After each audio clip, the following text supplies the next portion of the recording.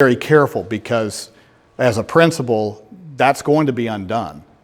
The parent's trying to engage in a protected activity, which is her procedural rights, which the law leans heavily in her direction. And you got to show me more than she yelled at me in my office. Did she bring a weapon?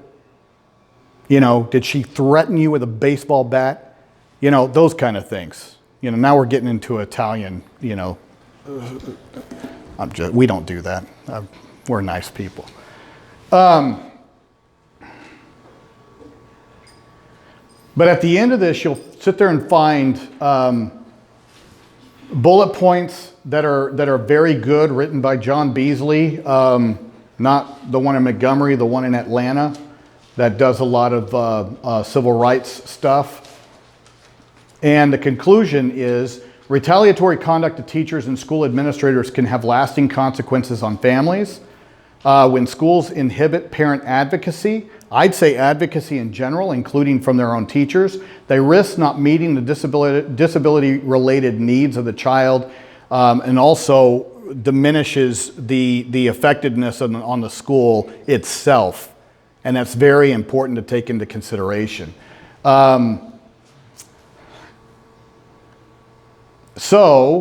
Actions that criminalize parent advocacy through truancy referrals, seeking civil restraining orders, filing false abuse or neglect claims, or taking other acts to push out the family from the school have reverberations in the community and dire consequences.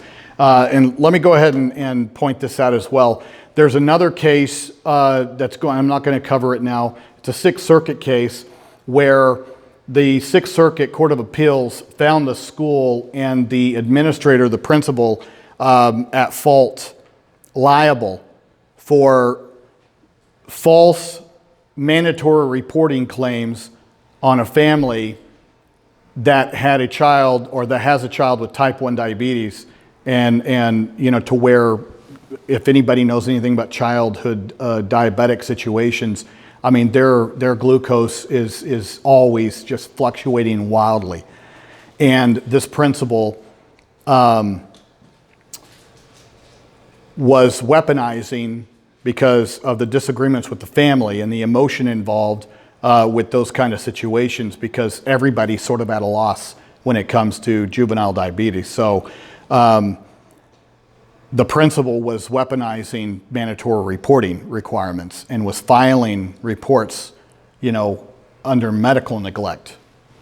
And I've got a similar situation east of here, we'll call it Blauburn, to where, you know, it's this kid, juvenile diabetes, cannot keep it under control. Cannot, no matter how much everybody's trying.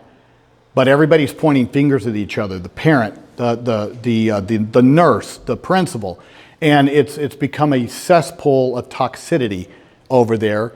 And you know, it's going to be my second time in on this case, and this parent's been referred to DHR over the course of 2 years, probably 15 times, if not more.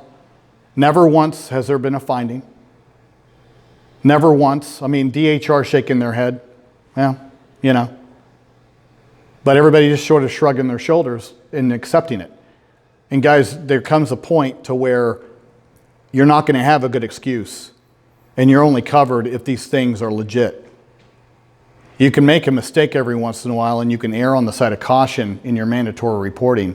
At the same time, 15 times or more for the same thing, claiming medical neglect in a situation that you're plainly ignorant of, even though you've had doctors from UAB on conference call multiple times explaining this kid's situation, then at that point, see, it tips over into potential retaliation.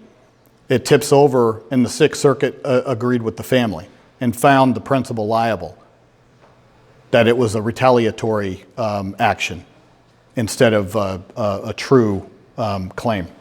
Okay? I think we're up at our next break. So go ahead and let's take a break and be back here, what, in 10 minutes? Is that right?